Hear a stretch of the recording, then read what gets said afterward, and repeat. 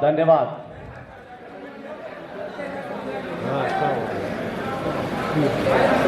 विश्व हिंदू परिषद के स्थापना दिवस पर आपने मुझे अपने बीच बुलाया, इसके लिए दिल से आपका बहुत बहुत शुक्रिया।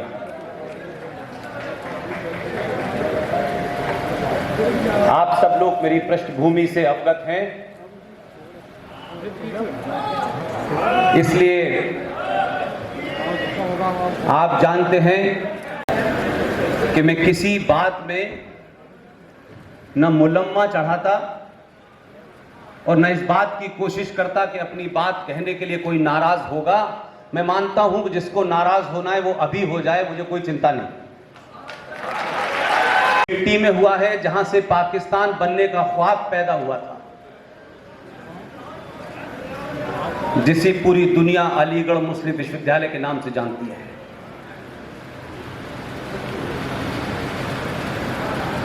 इसलिए मैं अपनी बात भावनाओं जज्बातों में कम करता हूं और तथ्य फैक्ट जो अवेलेबल हैं और कोशिश करता हूं कि जो बोलूं उसे मेरे मरने के 100 साल बाद भी कोई चैलेंज न कर सके।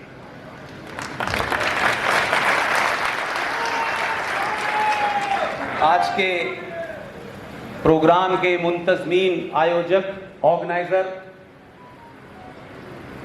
इस कार्यक्रम की अध्यक्षता कर रहे श्रीमान वीरेंद्र जी, क्षेत्र संचालक, राष्ट्रीय स्वयंसेवक संघ, मन के शब्द दो लोगों के लिए कहे। यह महज इत्तेफाक है कि मैं दोनों से मेरी लंबी लंबी बातचीत कई बार हुई उस पत्रकारिता के दौर में, और मंदिर आंदोलन में अगर मुझे कोई चेहरा याद रहता है तो स्वर्गीय अशोक सिंघल जी के सर पे से निकलता हुआ खून, मैं उस सीन को भूलता नहीं हूं। और अलीगढ़ के पास एक तहसील है अतरौली, और उस अतरौली में एक छोटा सा गांव है मढ़ोली। कई बार उनके घर गया मैं। अभी चंद रोज पहले उनका स्वर्गवास हुआ, श्रीमान कल्याण जी का। ये दोनों लोग, मुझे लगता था कि अगर सनातनी हिंदू समाज हर साल 2 भी ऐसे पैदा कर दे तो दुनिया की कोई ताकत आपको हिला नहीं सकती।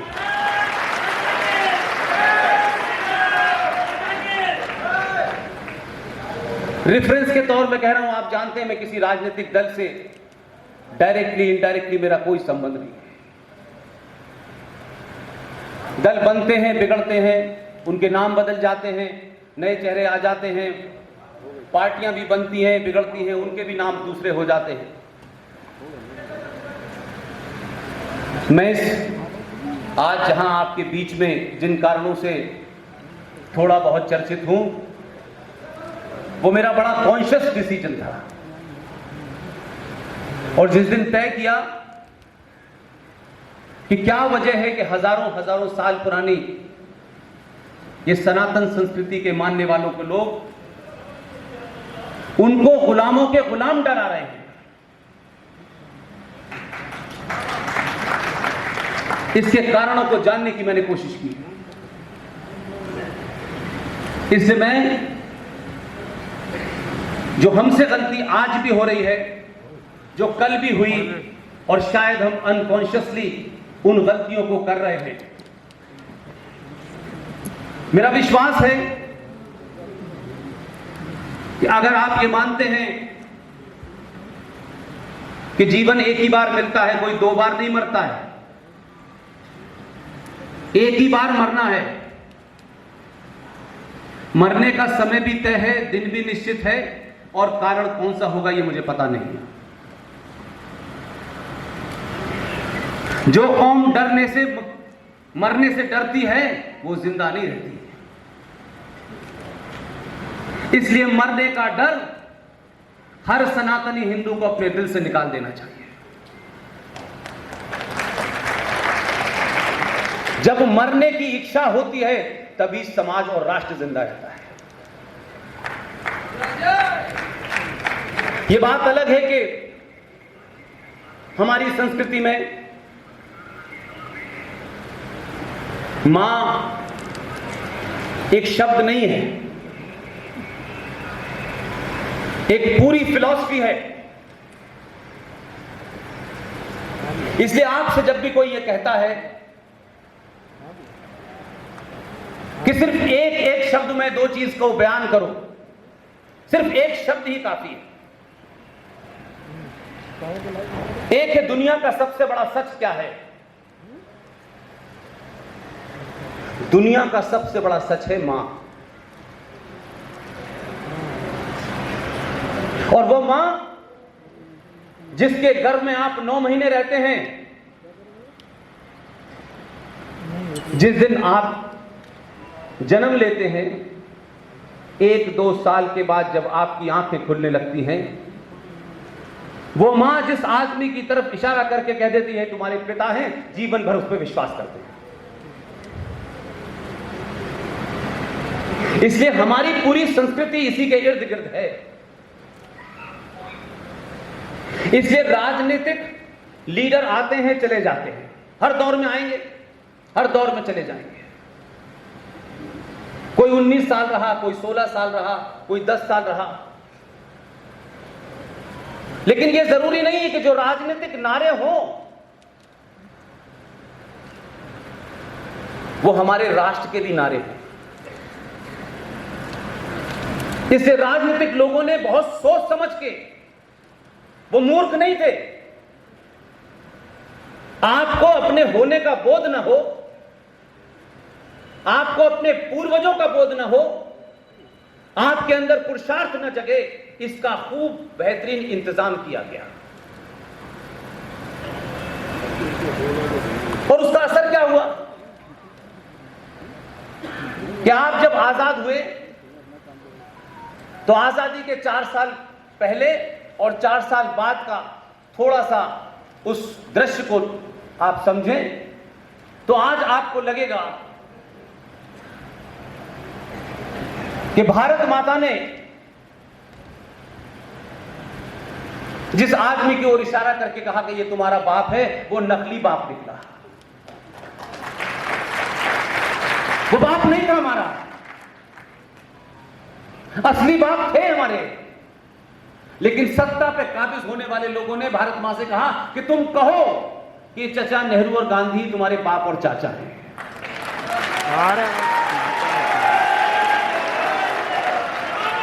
उनसे बहादुर, उनसे सच्चा आदमी सुभाष चंद्र बोस भी मौजूद था और सरदार पटेल भी थे, लेकिन हमें नहीं बताया गया कि यही हमारा असली बाप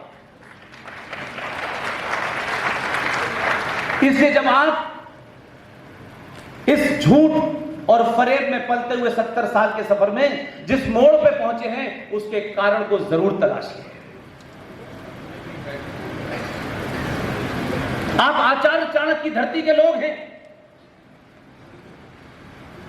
आप चंद्रगुप्त की धरती के लोग हैं, लेकिन जब वर्तमान की बात होगी तो ऐसा नहीं हो सकता कि वर्तमान की बात करते वक्त उन कारणों को न तलाशे कि आज जो हमारी स्थिति है उसके कारण क्या हैं। जिस बैकग्राउंड में यह देश तथाकथित तौर पे झूठ बोल करके आजाद हुआ, इतिहास की किसी किताब में यह डेट नहीं मिलती कि 15 अगस्त 1947 को भारत आजाद हुआ था। कोई किताब ने नहीं लिखा। सब जानते हैं कि आप किताब उन लोगों की पढ़ें जिन्होंने इस देश को आजादी दी। उन्होंने भी कहा कि हमने जून 1948 की डेट तय की थी, लेकिन कुछ लोगों को जल्दी थी। इसलिए यह दुनिया का पहला ऐसा देश है कि हम आज तक ये कहते हैं कि हमें आजादी मिली और आजादी ली के अंदर आपका चरित्र बदल जाता है।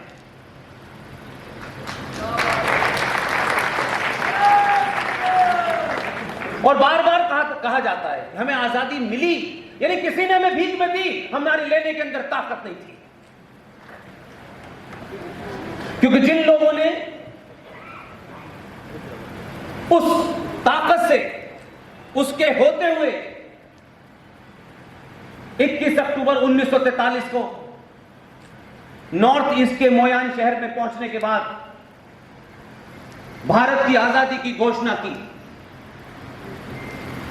बैंक भी चलाया, करेंसी भी चलाई, और दुनिया के 9 राष्ट्रों ने, जिसमें उस वक्त यूएसएसआर, जिसे आज आप सोवियत यूनियन या रूस कहते हैं, उसने आपको मान्यता दी। मुझे याद है, ये जो आजकल आप टेलीविजन पे कुछ लोगों को गर्दन काटते हुए नजर देख रहे हैं, आपके पड़ोस के मुल्क से लोग भाग के आ रहे हैं। 20-22 साल पहले ऐसे ही एक सत्ता बनी थी, लोगों को मार करके, लूट करके। दुनिया के 2 देशों ने उसे मान्यता दी, लेकिन सबने मान लिया कि भाई 2 ने मान्यता दे दी तो मान लिया। लेकिन दुनिया के 9 राष्ट्रों ने आपको, सुभाष चंद्र बोस ने जब यह घोषणा की 21 अक्टूबर 1943 को कि भारत की आजादी की घोषणा मैं करता हूं, इसकी करेंसी भी जारी की, बैंक भी जारी किया और दुनिया भर के काम किए, लेकिन सत्ता के दलालों ने 1943 से 47 आते आते सुभाष चंद्र बोस को ही गायब कर दिया। आज कुछ भी छुपा नहीं है। आप सब लोगों के हाथ में संचार क्रांति का सबसे छोटा सा एक इंस्ट्रूमेंट है। आप सब लोग जो भी मेरी बात सुन रहे हैं, गूगल पे जाइए, 3 जनवरी 1948 का ऑल इंडिया रेडियो के पास जो सरदार पटेल का भाषण है, जो उन्होंने कलकत्ता में दिया है, उसे सुन लीजिए, लगेगा आज की स्थिति में कोई पटेल बोल रहा है। इसलिए हम सरकार कैसे बने, सरकार ही सब कुछ करे, हमारी जिम्मेदारी सरकार है, हम इस मानसिकता से आगे बढ़ ही नहीं पाए। इसलिए 1946 में एक घटना है जिसके बारे में लोग अक्सर ये पूछते हैं कि इस घटना का जिक्र तो किया जाता है, लेकिन इसका कोई रेफरेंस नहीं मिलता। मैं इसलिए आपके सामने वो रेफरेंस भी रखूंगा, तथ्य भी रखूंगा कि 1946 के अंदर मौलाना आजाद कांग्रेस पार्टी के अध्यक्ष थे, और उस वक्त जो असेंबलीज थी, उन लोगों ने कांग्रेस पार्टी के अध्यक्ष के लिए गुप्त नाम भेजे, और यह तय हुआ कि जो नाम उन्होंने भेजे हैं वो इलेक्शन माना जाएगा। और क्योंकि कांग्रेस पार्टी का अध्यक्ष जो होगा वही प्रधानमंत्री बनेगा।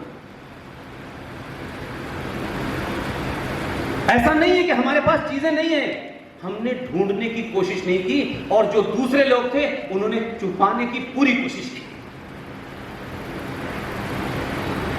इसलिए मैंने अपनी जन्मभूमि का जिक्र किया। ट्रेनिंग सही जगह हो जाए तो फिर कोई संकट नहीं रहता। जेपी कृपलानी की किताब है महात्मा गांधी के ऊपर, और किताब ही नहीं लिखी उन्होंने, जेपी कृपलानी उस वक्त उसमें मौजूद थे और कार्यवाहक अध्यक्ष थे। पूरी घटना लिखी है कि प्रोविंशियल असेंबलीज ने किस तरीके से कांग्रेस पार्टी के अध्यक्ष बनाने के लिए जो अपने वोट दिए थे, उस पूरी प्रोसीडिंग को वो प्रिसाइड कर रहे थे। पेज नंबर 138 पर लिखा हुआ है, जेपी कृपलानी लिख रहे हैं कि जब वो वोट खुले तो पता चला गुलाब के फूल वालों को एक भी वोट नहीं मिला है। अभी बताएंगे। और गांधी जी के माथे पे पल पड़ गए। ये मैं नहीं कह रहा, जेपी कृपलानी कह रहे हैं। जेपी कृपलानी आरएसएस की हिंदू परिषद के सदस्य नहीं थे, तो उन पे आरोप लगा दो कि ये तो मनगढ़ंत कह रहे हैं। उसके बाद में गांधी ने नेहरू से कहा कि नेहरू तुम्हें एक भी वोट नहीं मिला है। तो एक स्वाभाविक है कि आपको भी ये पता चले तो थोड़ा चेहरे पे कोई अफसोस हो, लेकिन उन्हें अफसोस तो था ही नहीं। तो गांधी जी ने कागज लिखा, जेपी कृपलानी से कहा कि सरदार पटेल से कहो कि विड्रॉ कर ले। सरदार पटेल उनके लेफ्ट हैंड पे बैठे हुए थे। सरदार पटेल ने पर्ची देखी, उनके चेहरे पे एक गुस्सा था और पर्ची वापस कर दी। उसके बाद फिर गांधी ने जेपी कृपलानी से कहा कि सरदार पटेल से इस्तीफा ले लो। जो बड़े पद के लोग होते हैं, जो किसी की बैसाखियों पे नहीं खड़े होते, वो बड़े स्वाभिमानी भी होते हैं। उसके बाद सरदार पटेल ने कोई प्रतिक्रिया नहीं दी और इस्तीफा लिख दिया। और 1946 में एक आदमी ट्रांसफर ऑफ पावर के माध्यम से देश का प्रधानमंत्री बन गया। पूरी ब्रिटिश लाइब्रेरी में चले जाइए, सारी पार्लियामेंट की डिबेट ओपन है आज की डेट। उस सब में लिखा है ट्रांसफर ऑफ पावर हुआ है। लेकिन हम बार बार गीत गा रहे हैं, हमें आजादी मिली, हमें आजादी मिली। चाचा नेहरू ने और गांधी जी ने दिलवाई, बाकी सब बेकार थे। ये किसी के ऊपर कोई छीटा कशी नहीं है, मेरा उनसे कोई निजी झगड़ा नहीं है भाई। गुस्सा में इसलिए हूं कि गांधी जी ने क्या किया, नेहरू जी ने क्या किया, इसको थोड़ी देर के लिए छोड़ भी देते हैं। और बहुत लोग ये कहते हैं अंग्रेजों ने ये किया, वो किया, बहुत कुछ किया होगा, मान लिया थोड़ी देर। न मैं 47 में था, ना इसमें से बहुत सारे लोग 47 में होंगे। लेकिन इसी दौर में आज के युवा को, आपको और मुझे एक बहुत महत्वपूर्ण ऐतिहासिक मौका दिया। यह ध्यान रखिए कि हर मंचों से पूरे देश के अंदर जो बहुत बहुत महान हैं, जिनकी बड़ी बड़ी मूर्तियां लगी हुई हैं, जरूरी नहीं है कि वो महान हो। अगर उन्होंने झूठ बोला है, जघन्य अपराध किया है, तो ध्यान रखिएगा सच की एक प्रवृत्ति होती है, वो हजारों साल बाद भी निकलेगा तो पूरी ताकत के साथ पार निकलेगा। इसलिए मैं किसी के कहने से नहीं, मेरे एक साथी हैं इस सफर के, उनको पता नहीं मुझ पे क्या लगता था। मैं ठीक ठाक आदमी था, अच्छा भला काम कर रहा था। उन्होंने मुझसे कहा आप इस्तीफा दे दें। मैंने कहा घर चलाना है। बोले तुम ये काम कर सकते हो, कोई और नहीं कर सकता। मैंने कहा ये बात आप मुझसे कह रहे हैं, जो आदमी दो शब्द बोल नहीं सकता उससे कह रहे हैं कि ये काम कर सकता हूं। खैर मैं उनके ऊपर बड़ा यकीन करता हूं, आज भी हैं, गुरु भी हैं, दोस्त भी हैं, और मैंने इस्तीफा दे दिया। मुझे शुरू में कुछ लगता था कि ये मुझे नहीं करना चाहिए, लेकिन आज मैं कहता हूं कि इस 56 साल की उम्र में अगर कोई सही फैसला लिया तो वही फैसला सही। मैं नहीं जानता था कि आपके बीच में इतना झूठ, इतना फरेब, इतना फ्रॉड किया गया है कि हमारे यहां आज भी हमारे सबकॉन्शियस के अंदर बार बार एक चीज रटाई जाती है। इसलिए मैंने कहा कि दुश्मन कहीं बाहर नहीं है, आपके अपने बीच में है। सारे धर्म बराबर हैं।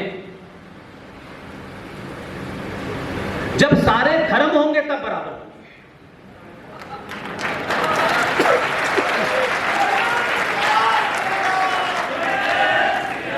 इसलिए गधे घोड़ों की तुलना न करें। और यह बात जिनको बतानी चाहिए थी उन्होंने या तो जानबूझ के नहीं बताई या वो जानते नहीं है।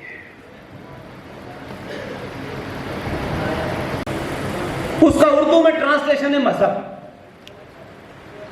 लेकिन हमारे नेताओं ने, बुद्धिजीवियों ने, विश्वविद्यालय में अध्यापकों ने बताया कि रिलीजन का हिंदी में ट्रांसलेशन धर्म होगा, क्योंकि ज्यादातर उस समय लोग सरकार की चाटुकारिता में लिप्त थे। उनको अपना स्वार्थ इंपॉर्टेंट था, राष्ट्र का स्वार्थ इंपॉर्टेंट नहीं था उनको। जितने भी मजहब हैं, हर मजहब की कोई पैदा होने की डेट है, हर मजहब का कोई प्रॉफिट है, कोई पैगंबर है, उसके भी पैदा होने की डेट है। सनातन के पैदा होने की ना कोई डेट है, ना कोई किताब है, ना कोई पैगंबर है। जब से ये सृष्टि है, अनंत अनंत काल से, और जब तक ये रहेगी, एक ही धर्म था, एक ही है, एक ही रहेगा, जिसका नाम सनातन है। सर थोड़ा सा लगा। और ये भी प्रकृति का नियम है। वो कितना भी बड़ा राजा हो, कितना भी गरीब आदमी हो, ये भी सच है कि जो पैदा हुआ है वो मरेगा। इसलिए एक साहब आए थे, मुझे एक बड़ा सा मूर्ति दी गई है। महाराणा प्रताप इस देश में ग्रेट नहीं है, एक 2 कौड़ी का अकबर ग्रेट है। और अकबर ने भी एक मजहब शुरू किया था, दीन इलाही। पता है कहां मिलता है? इसलिए सच को सच कहने की ताकत रखिए। फिर एक दूसरा फ्रॉड चलाया गया, Islam is a religion of piece.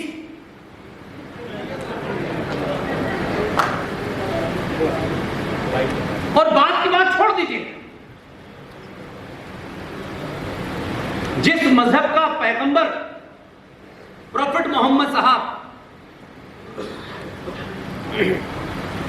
उनके दामाद को मस्जिद में फजर की नमाज में कत्ल करने वाला मुसलमान,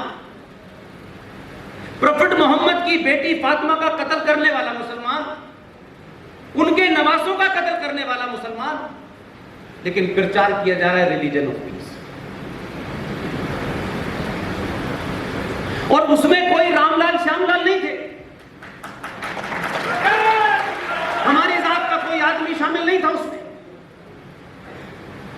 और मारते वक्त जब उनका कत्ल हो रहा था तो कलमा पढ़ पढ़ के मारा जा रहा था, नारे तक भी अल्लाह अकबर कह के मारा जा रहा था। भाई, जो लोग हमारे दामन पे दाग लगाने की कोशिश करते हैं उनको पता नहीं है। और आप शायद इसलिए सुन लेते हैं कि आपको अपने इतिहास का ज्ञान नहीं है। जिस सिंध का जिक्र कर रहे थे आपके मॉडरेटर साहब, वो सिंध भले ही हमारे पास ना हो, लेकिन उस सिंध की जब जब उस सिंध का जिक्र आएगा, भले ही उसके ऊपर कोई इस्लामिक राज्य बन गया हो, कोई पाकिस्तान बन गया हो, उस सिंध का जिक्र आएगा तो राजा ताहिर सेन जो हिंदू राजा था उसका जिक्र आएगा। आपको नहीं बताया गया, इसलिए मैं आपको सिर्फ बीच बीच में छोटी छोटी बात बताता हूं ताकि आपको अपने पूर्वजों का एहसास हो कि आप कौन थे। पाकिस्तान के इलाके से चलकर एक आदमी, पाकिस्तान तो बहुत बाद में बना, मीर कासिम सिंध पे हमला करता है। प्रॉफिट मोहम्मद के खानदान के जितने भी बचे हुए लोग थे उनको अपने राजमहल में बचाने के लिए राजा ताहिर सेन ने रखा और जब तक बचाया जब तक उसके सीने में जान रही। वो लोग हमसे सवाल पूछ रहे हैं। जिनके प्रॉफिट के खानदान को हमने बचाया हम काफिर हो गए, और जिस मीर कासिम ने मारा वो उनका वली अल्लाह हो गया। कुछ तो शर्म करो यार। इसलिए आप गलत इतिहास मत पढ़िए, गलत बातों को मत जानिए। एक नहीं, हमारे लोगों ने हजारों जघन्य अपराध किए। इसलिए मैं उन अपराधों का बोध बार बार इसलिए करना चाहता हूं कि जब आप ये बात बोलें तो तथ्यों के साथ, फैक्ट के साथ, रेफरेंस के साथ बोलिए। ये 2021 का भारत है, और जब शायद आपको इस बात का बोध नहीं था, तब भी दुनिया वाले लोग 1947 के इंडिया से आपको नहीं जानते थे। आपके पुरुषार्थ को लोग जानते थे, ये हजारों साल पुरानी सभ्यता है। वो सब जानते थे कि हम इनसे चुरा के लेके गए हैं। उन्होंने कभी झूठ नहीं बोला।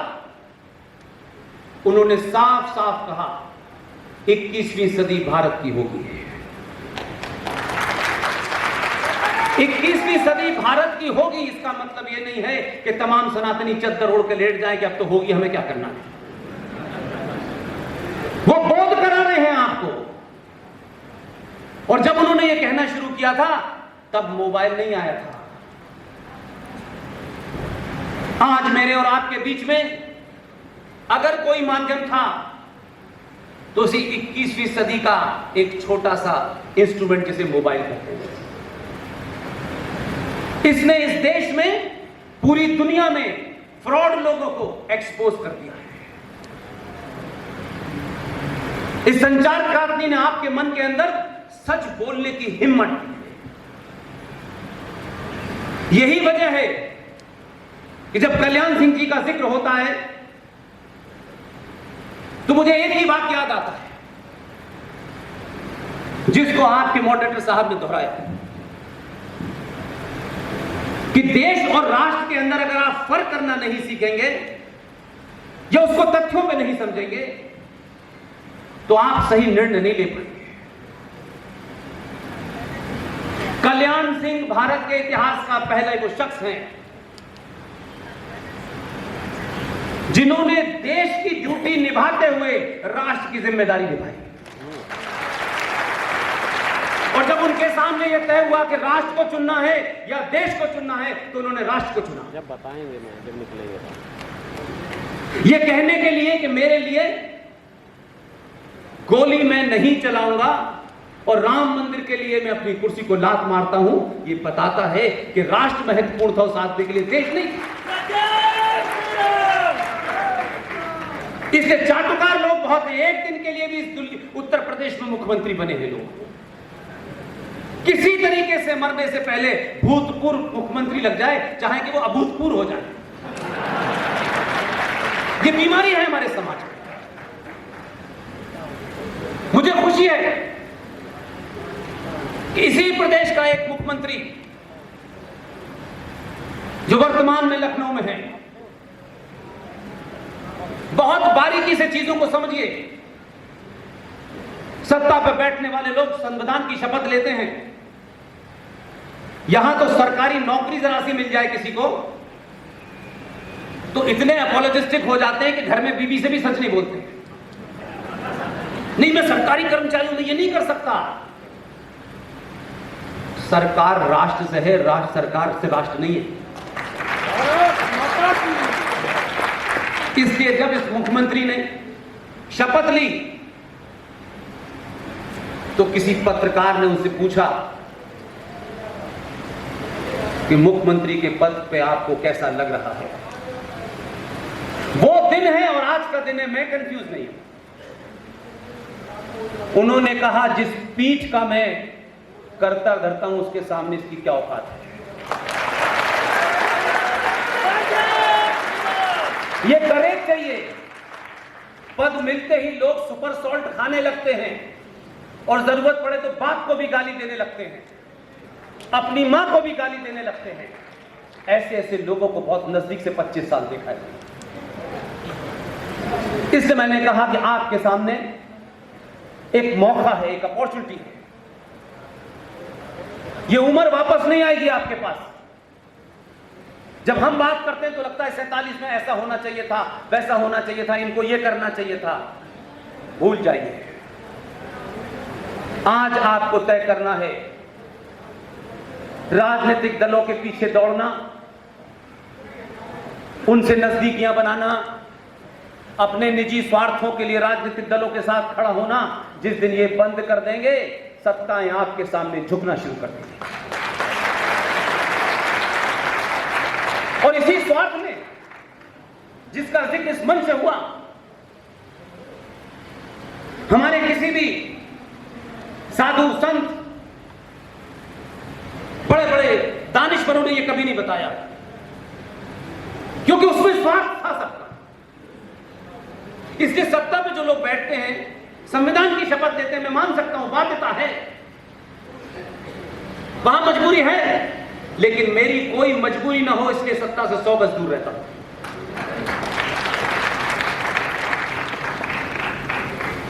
लिहाजा जब भी कोई बात होगी,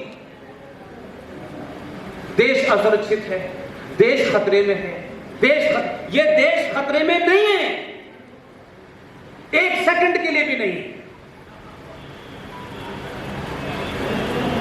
देश क्या समझते हैं आप? देश एक जमीन के टुकड़े को कहते हैं, एक टेरिटरी को कहते हैं,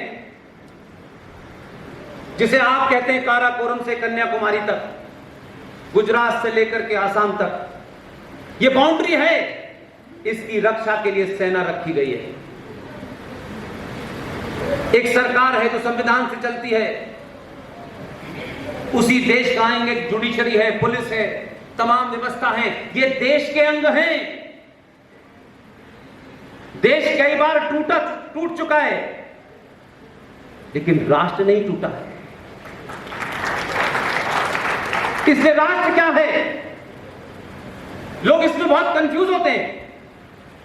राष्ट्र क्या है? राष्ट्र बताऊं, आपके इस प्रोग्राम में जब मैं आया तो यहां मंत्रों का उच्चारण हो रहा था। ये जो दीप है, इनकी प्राण प्रतिष्ठा की गई। ये जो शंख बज रहे थे, ये राष्ट्र की पहचान है, ये हिंदुस्तान की पहचान है। राष्ट्र आपके मूल्य, परंपराओं, आस्थाओं से चलता है। राष्ट्र को बचाने की जिम्मेदारी समाज की होती है। देश को बचाने की जिम्मेदारी आर्मी की होती है, और देश में व्यवस्था कैसे चले, इसकी जिम्मेदारी इन भाइयों की है। ये किसी मैंडेट के तहत काम करते हैं, लेकिन समाज जब कायर और डरपोक और लालची हो जाता है, तो स्टेट यानी देश कैसे आपकी मान्यताओं और परंपराओं के अंदर इंक्रोचमेंट करती है। इसलिए हम दुनिया के वो बदनसीब 100 करोड़ हिंदू हैं, कोई देश मुझे नहीं मिलता, और आप में से किसी को मिल जाए तो मुझे जरूर बताइए। हम 100 करोड़ हैं, ये गिनती है इसलिए बता रहा हूं, किसी को डराने के लिए नहीं बता रहा।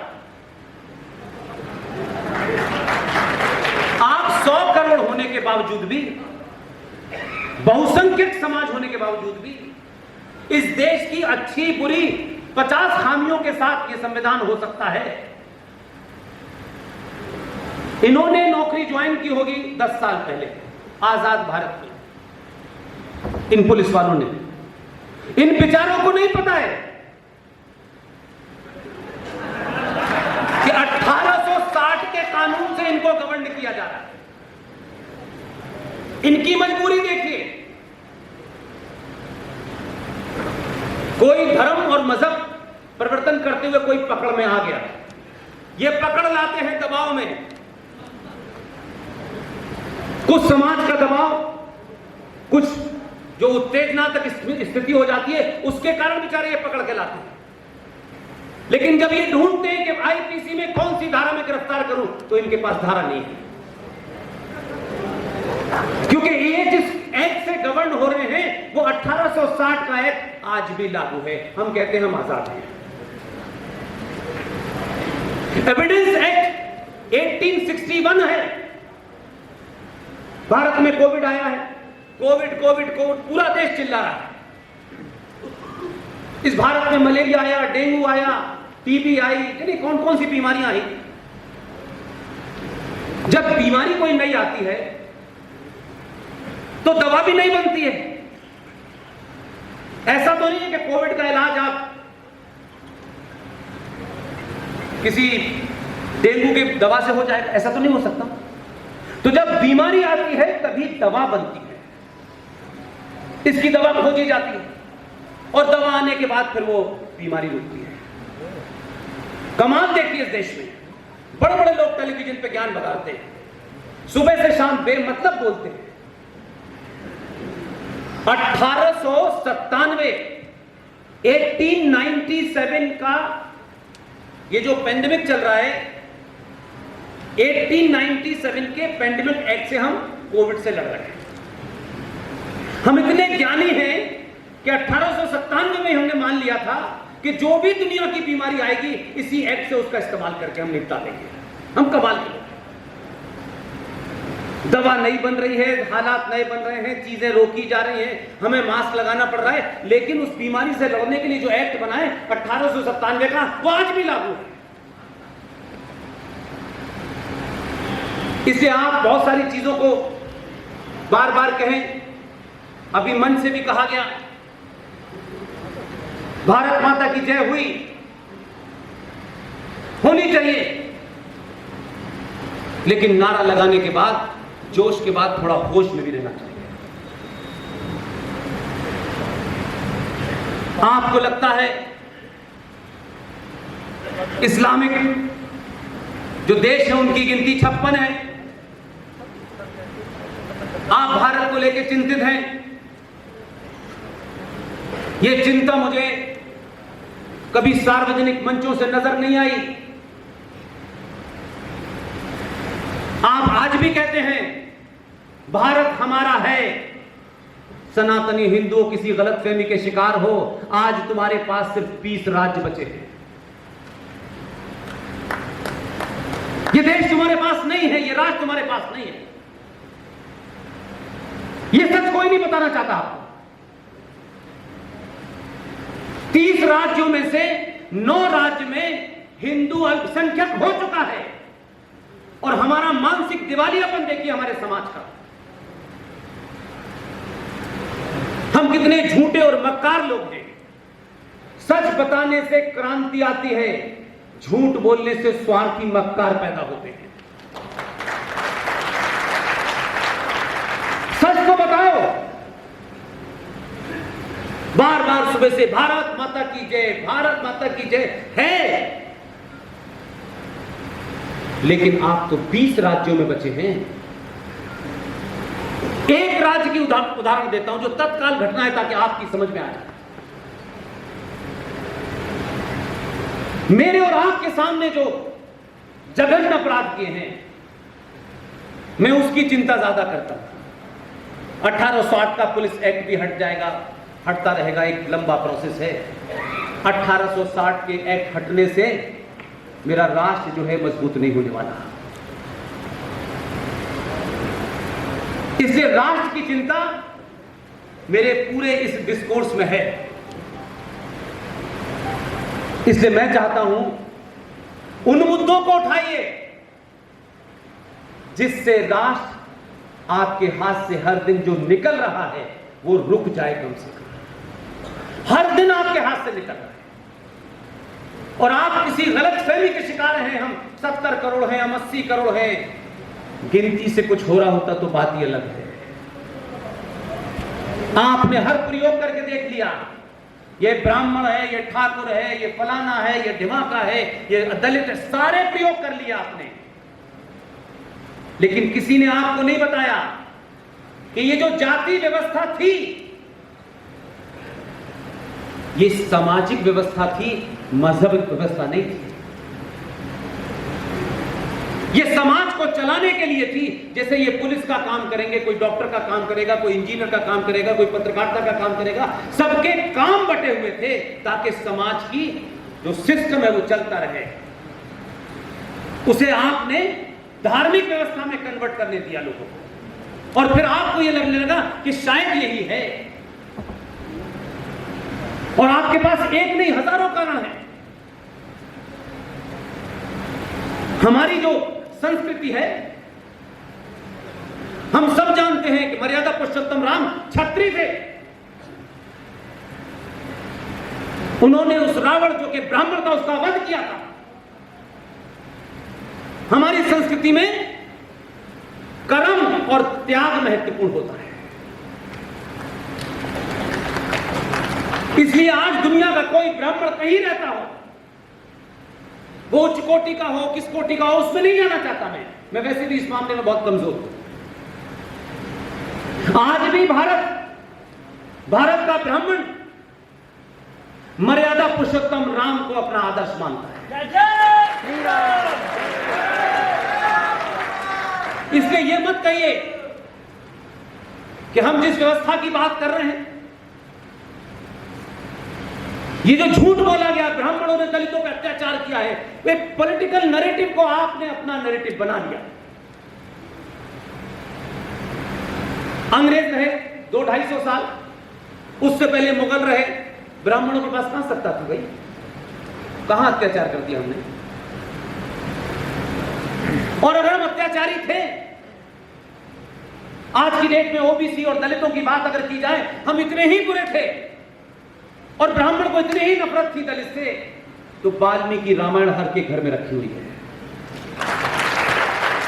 वही अंतिम है, वही पूजी जाती है। इसलिए यह नहीं कह सकते कि जिन नैरेटिव्स को आपने सुन लिया है, आप उन्हीं नैरेटिव को चला रहे हैं। इसलिए जो काम जिसका था वो नहीं किया ईमानदारी से, और बिचौलिए बीच में आ गए। उस कारण आज तक आपने 70 सालों में अपने सीने पे हाथ रखिए, अपने स्वार्थों से ऊपर उठिए और एक बार सोचिए कि आपने कब हिंदुस्तान में सत्ता चुनते वक्त ब्राह्मण, ठाकुर, दलित, अपर कास्ट, लोअर कास्ट, महादलित, गैर पिछड़ा, यही सोच के आपने वोट दिया 70 साल तक। इसलिए अगर सुधार शुरू हो गया है तो दोबारा से कुछ लोग उस एजेंडे पे ले जाना चाहते हैं। उनसे चेतन रहिए, उनसे अलर्ट रहिए, सावधान रहिए। बहुत सारे लोग अपने पॉलिटिकल डिस्कोर्स में कहते हैं कि 2014 में हिंदूवादी सत्ता में आए। आधा सच है। 2014 पैदा इसलिए हुआ कि आपने पहली बार सनातनी हिंदुओं के वोट दिया।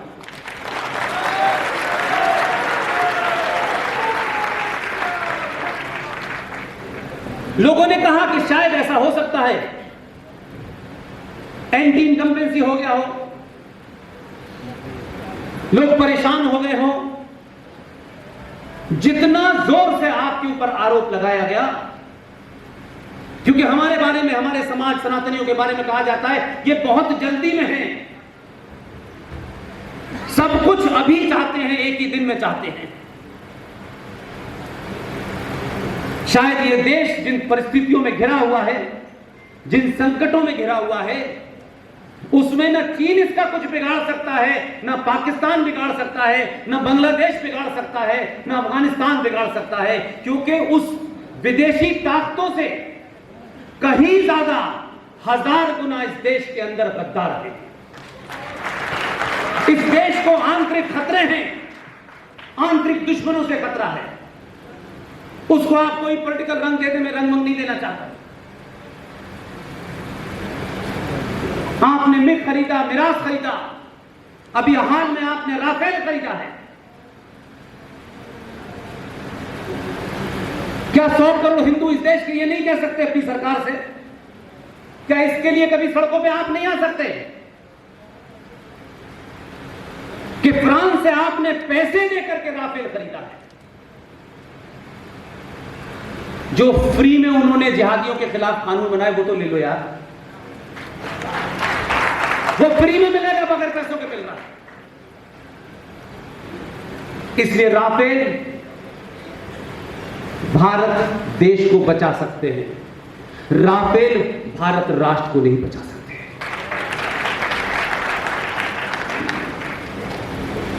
बहुत बातों में संविधान का जिक्र किया जाता है।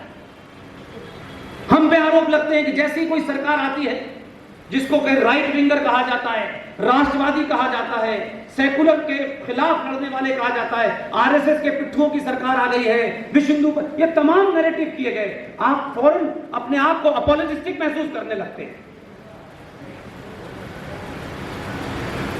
आपको ये कुंठा क्यों होने लगती है?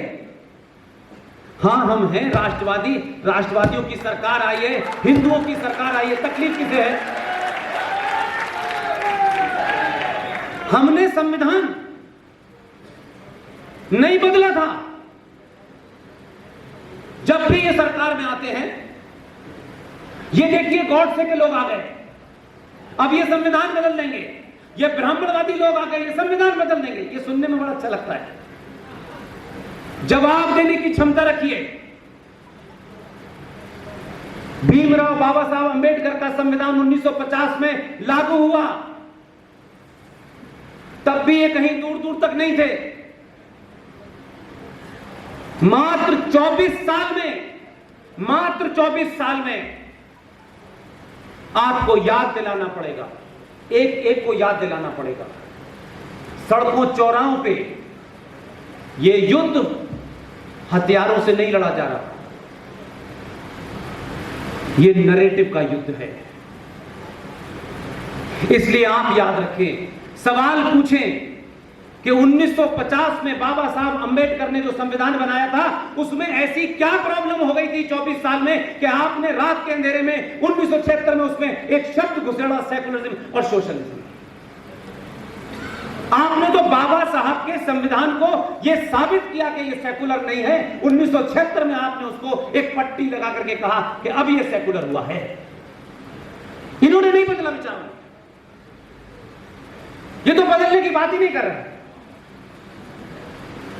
वो जब बदलेगा बदलेगा, लेकिन मेरी आपकी जिम्मेदारी है, आप पूछिए ना, आर्टिकल 14 इंडियन कॉन्स्टिट्यूशन, भारत की संविधान की धारा 14 क्या कहती है? धारा 14 कहती है कि देश में जो भी है, जो भारत का नागरिक है, भारत का सिटीजन है, सब बराबर हैं। यही कहती है। उस वक्त ना आरएसएस थी, ना बीजेपी था, ना बजरंग दल था, कोई नहीं था जिससे डर के मार के कुछ कर दिया हो। जब आपने भारत के संविधान में धारा 14 दे दी और कह दिया कि सब बराबर हैं, और ये उस वक्त की बात है कि जिन्हें हम बराबर कह रहे थे, उन्होंने 11 लाख लोगों को मार करके पाकिस्तान बनाया था और वो यहीं रह गए। लेकिन आपने क्या किया? ये सवाल सबको पूछना चाहिए। जो भी पढ़े लिखे लोग हैं, स्कूल में हैं, यूनिवर्सिटीज में हैं, डिबेट तो करें, लोगों से बातचीत तो करें भाई, कि हर आदमी संविधान से बना हुआ है, हर आदमी अपने उस दायरे में बना हुआ है कि हम बात ही नहीं करेंगे। तो जब आपने धारा 14 दे दी, तो फिर धारा 30 कैसे आ गई इसके अंदर? धारा 30 क्या है?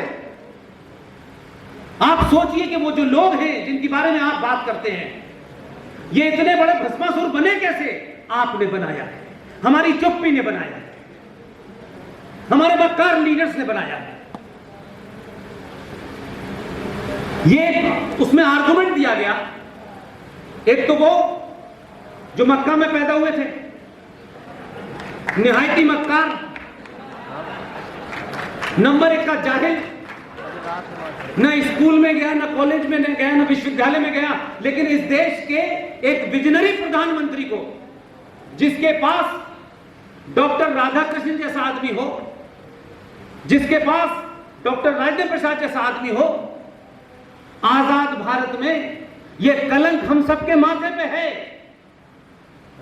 आजाद भारत का पहला शिक्षा मंत्री मक्का में पैदा हुआ 1888 में। 1902 में उनके वालिद साहब उन्हें बंगाल लेके आ गए। 1906 में मुस्लिम लीग बनी। कहीं नहीं गया सिवाय मदरसे के। वहां पे वैसे भी पढ़ने का तरीका हिल हिल के पढ़ते, जिससे कोई चीज रुकती नहीं है। 98 तक जब तक उनको मरहूम नहीं हुए तब तक बने रहे। पूछा नहीं किसी ने कि भाई ये तो बताओ यार, कुछ तो पढ़े लिखे हो, आजाद भारत के शिक्षा मंत्री बन रहे हो, या तो अकाल पड़ गया हो भारत में पढ़े लिखे लोगों का? ऐसा तो नहीं था। ताज्जुब यह है, वहां से लेके अब तक वो 14 में फुल स्टॉप लगा है। 6 मुसलमान भारत के शिक्षा मंत्री रहे। कुल मिला के 70-72 सालों में 30 साल। लेकिन फिर भी कहते हैं कि मुसलमान शिक्षा में बहुत पीछे हैं। शिक्षा में पीछे नहीं है। ये जहालत की टोपी जब तक नहीं उतरेगी, एंटीना ठीक नहीं होगा।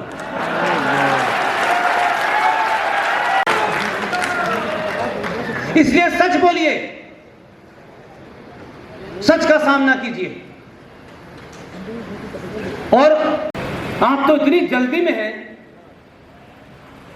1000 में से 700 ईमेल ऐसे आते हैं, मोदी तालिबानों पे हमला क्यों नहीं कर रहा है?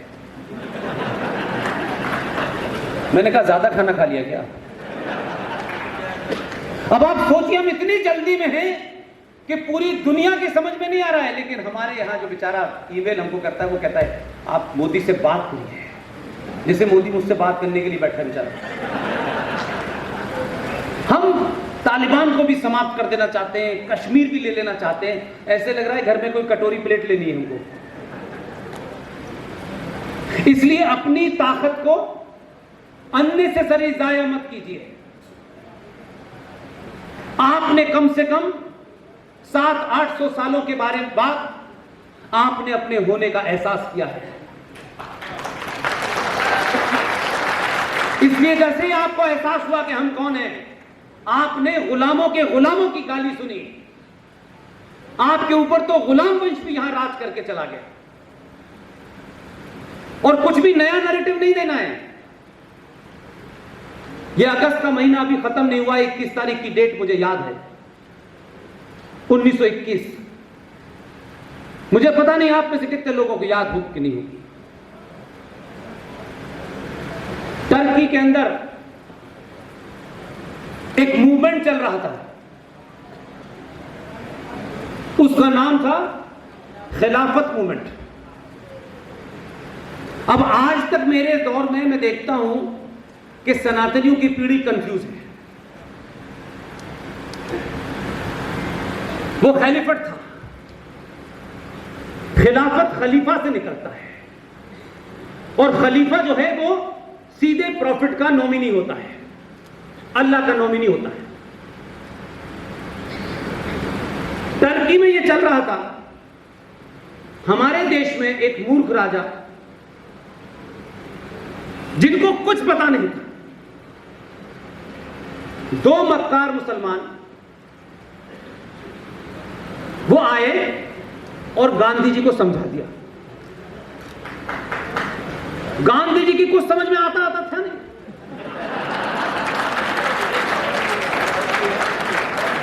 नहीं, मैं किसी का मजाक नहीं उड़ाना चाहता, मैं अपनी बात तथ्यों के साथ रखना चाहता हूं। भाई, महात्मा गांधी से मेरी कोई खास रिश्तेदारी नहीं है, न दुश्मनी है।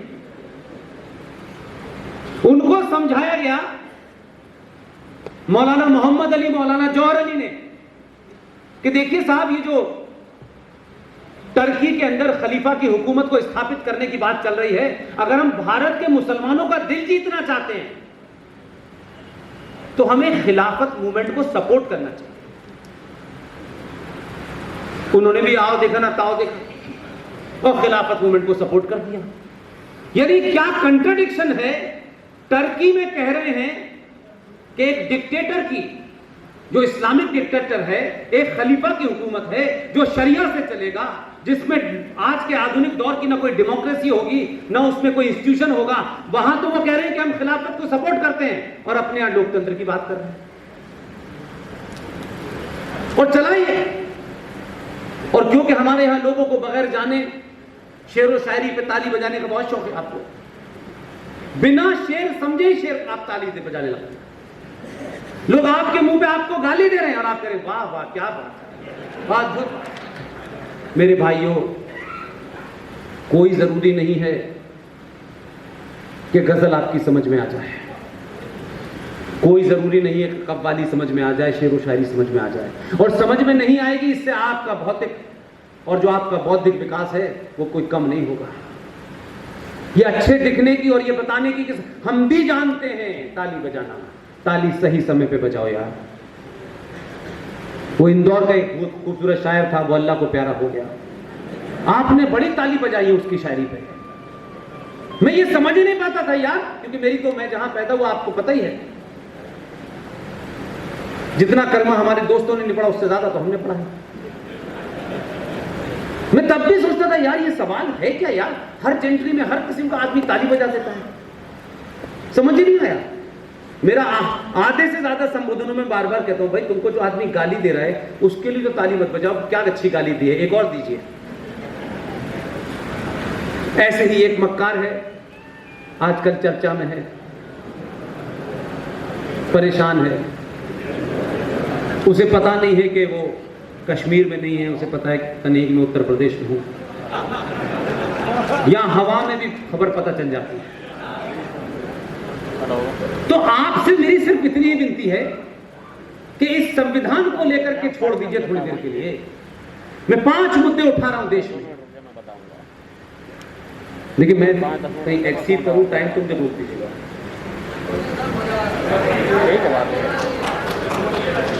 आपने धारा 370 का नाम सुना था? कोई इस देश में ऐसा आदमी नहीं होगा जिसने धारा 370 ना सुना। 370 370 370, बहुत सारे लोगों ने अपने मकान के नंबर ही 370 रख लिए कि कब खत्म होगी। धारा 370 इतनी महत्वपूर्ण धारा नहीं थी, इतनी खतरनाक धारा नहीं थी। इसलिए हमेशा राजनीतिक लोग क्या करते हैं कि बड़ा कुकर्म छुपाना हो, बड़ा अपराध छुपाना हो तो एक हल्के से अपराध को बड़ा बना दो। धारा 370 तो पूरे देश में लागू है, उसमें से एक आध रिलैक्सेशन कश्मीर को और दे दिया था कि आपका अपना संविधान होगा और पार्लियामेंट के कुछ क्लॉज आप पे लागू नहीं होंगे। जो असली थी उसके बारे में सब मौत, और वो थी आर्टिकल 35A जो सबसे ज्यादा जहरीली थी, लेकिन उसकी चर्चा नहीं हुई। लेकिन आपके बीच में इसलिए कह रहा हूं, आज आपका स्थापना दिवस है, स्थापना दिवस पर आप खूब प्रोग्राम करिए, सीरीज चलाइए देश में, लेकिन कुछ मुद्दों को आज के बाद आप चौराहे चौराहे उठाइए, आपस में उठाइए। कोई जरूरी नहीं है कि 5000 लोग होंगे तभी बोलेंगे। 35A को पूरे देश में उठाया, बहुत लोगों की समझ ही नहीं आया क्या था 35A। मैं तो बोल ही सकता हूं, मेरे पास तो कोई दूसरी ताकत थी। पहली बार भारतीय जनता पार्टी का जब चुनाव चल रहा था 2019 में, बीच इलेक्शन में मैनिफेस्टो जारी हुआ और उसमें जोड़ा गया कि हम सत्ता में आएंगे तो धारा 370 भी हटाएंगे और 35A भी हटाएंगे।